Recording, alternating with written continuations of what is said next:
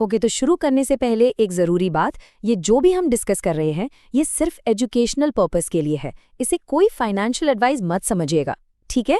चलिए, आज हम एक ऐसी कंपनी की कहानी में गहरा गोता लगाने वाले हैं, जो आप कह सकते हैं शायद भारत के टेक फ्यूचर का बिल्कुल सेंटर पॉइंट बन सकती है। तो यहाँ एक बड़ी इंटरेस्टिंग बात कही गई है। कुछ दशक ऐसे होते हैं जहाँ कुछ भी नहीं होता और कुछ हफ्ते ऐसे होते हैं जहाँ दशकों का काम हो जाता है। और यकीन मानिए, एआई के लिए ये वही हफ्ते चल रहे हैं।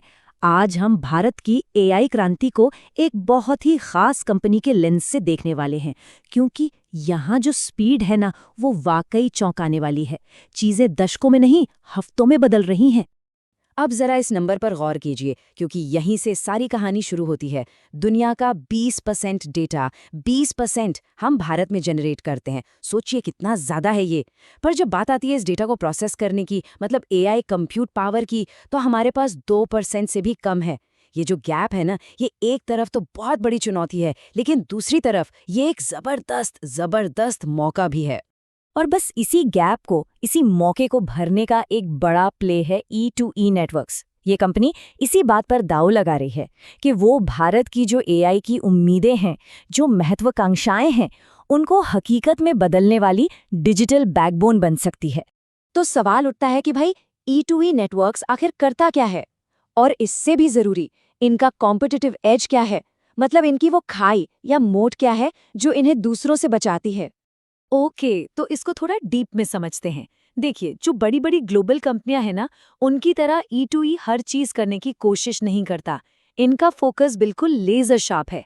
ये देते हैं high performance GPU based cloud infrastructure. अब आसान भाषा में जीपीयू क्या है? इसे आप एआई के लिए एक सुपर पावर्ड इंजन समझिए। इसके बिना एआई की ट्रेन चल ही नहीं सकती। ये वही इंजन है। और यहीं इनकी स्ट्रैटेजी काफ़ी स्मार्ट हो जाती है। जहां AWS और Azure जैसी कंपनियां सब कुछ ऑफर करती हैं, E2E सिर्फ सबसे ज़रूरी चीज़ पर फोकस करता है, हाई एंड कंप्यूट, और वो भी ग्लोबल प्लेयर से करीब 30% कम कीमत पर। तो इनका खेल पूरी तरीके से एक निश मार्केट को सस्ते में सर्व करने का है। और इनकी खाई का एक और बहुत बड़ा हिस्सा है सॉवरेन क्लाउड। अब ये टर्म बहुत ज़रूरी है। इसका सीधा सा मतलब है कि सारा डेटा भारत की सीमाओं के अंदर ही रहेगा, यहीं के कानूनों के तहत। अब सोचिए, सरकार के लिए, बैंकों के लिए या ऐसी किसी भी कंपनी के लिए जिसका डेटा बहुत सेंसिटिव है, उनके लिए ये कितना बड़ा प्लस पॉइंट है। ये एक नॉन नेगोशिएबल चीज़ है और E2E यही ऑफर करता है। ठीक है, तो बिजनेस मॉडल तो सॉलिड लग रहा है, लेकिन असली कहानी तो अब शुरू होती है। वो ग्रोथ ड्राइवर्स, वो कैटलिस्ट्स जो एक साथ, एक ही समय पर इस कंपनी के फेवर में आ रहे हैं। सबसे पहला कैटलिस्ट, इंडिया एआई मिशन। यहाँ से कंपनी को 265 करोड़ रुपए के बड़े ऑर्डर मिले हैं। और ये कोई छोटा मोटा टेंडर नहीं है, ये भारत के अपने लार्ज लैंग्वेज मॉडल्स को ट्रेन करने के लिए है। मतलब एक नेशनल लेवल का स्ट्रेटेजिक प्रोजेक्ट। फिर आता है दूसरा और शायद सबसे बड़ा बूस्टर, लार्सन एंड टुब्रो यानी L&T है 1079 करोड़ रुपए का स्ट्रेटेजिक इन्वेस्टमेंट।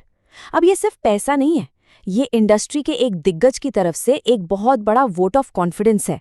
ये उनकी पूरी स्ट्रैटेजी को वैलिडेट करता है। और तीसरा पॉइंट है इनकी अपनी अग्रेसिव प्लानिंग। ये चुप नहीं बैठे हैं।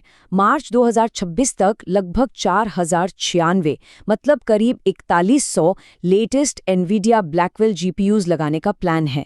आपको बता दूं, ये एआई के लिए इस वक्त दुनिया के सबसे पावरफुल और सबसे ज्यादा डिमांड में रहने वाले चिप्स हैं। अब ये जो L&T की पार्टनरशिप है ना, ये सिर्फ पैसों की बात नहीं है, इसके कई फायदे हैं। L&T की करीब 19% हिस्सेदारी है। चेन्नई जैसी जगहों पर उनके डेटा सेंटर की कैपेसिटी E2E को मिल रही है।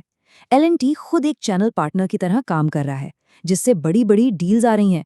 और सबसे बड़ी बात, मार्केट में क्रेडिबिलिटी और रेवेन्यू विजिबिलिटी दोनों बढ़ गई है। ये एक सिम्बायोटिक रिश्ता है। इस टाइमलाइन को देखिए जरा। 2019 में इन्होंने इंडिया में एडवांस्ड क्लाउड जीपीयूज लॉन्च किए और आज 2025 में करीब 3900 जीपीयूज तक पहुंच चुके हैं। और अब आगे का प्लान देखिए। जनवरी 2026 तक पहले 1024 एनवीडिया B200 जीपीयूज और मार्च 2026 तक 4000 से ज्यादा ब्लैकवेल जीपीयूज। मतलब इनकी कैपेसिटी बढ़ाने की स्पीड साफ दिख रही है। और ये टाइमिंग बिल्कुल परफेक्ट है, ठीक तब जब एआई की डिमांड आसमान छू रही है। लेकिन हर अच्छी कहानी की तरह यहाँ भी कुछ रिस्क्स हैं। एक तरफ इतनी जबरदस्त ग्रोथ की पोटेंशियल है, तो दूसरी तरफ कुछ सीरियस चैलेंजेस भी हैं और इन्हें समझना बहुत जरूरी है। तो वो कौन सी बातें हैं जो इस पूरी ग्रोथ स्टोरी पर ब्रेक लगा सकती हैं?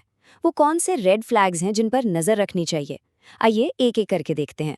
तो ये हैं टॉप 5 रिस्क्स। पहला, कस्टमर कॉन्सेंट्रेशन, मतलब कुछ ही बड़े क्लाइंट्स पर बहुत ज्यादा डिपेंडेंसी। दूसरा, टेक्नोलॉजी का पुराना पड़ जाना। जीपीयू की दुनिया बहुत तेजी से बदलती है, तो इन्हें लगातार पैसा लगाना पड़ेगा। तीसरा, एग्जीक्यूशन रिस्क, इतने बड़े प्लान्स हैं तो डिले या कॉस्ट बढ़ने का खतरा तो रहता ही है। चौथा, जाहिर है कंपटीशन, AWS, Azure जैसे ग्लोबल प्लेयर्स से सीधी टक्कर है।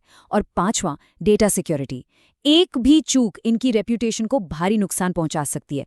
तो ये सारे चैलेंज काफी रियल हैं। तो एक तरफ ग्रोथ की तेज रफ्तार है, दूसरी तरफ ये सारे रिस्क। इन सब को एक साथ रख कर देखें तो फाइनल वर्डिक्ट क्या निकलता है? एक एनालिस्ट के तौर पर हमें किस चीज पर फोकस करना चाहिए? देखिए, E2E जैसी सब्सक्रिप्शन बेस्ड कंपनी के लिए सारी कहानी एक मेट्रिक पर आकर टिक जाती है, और वो है मंथली रिकरिंग रेवेन्यू, यानी MRR।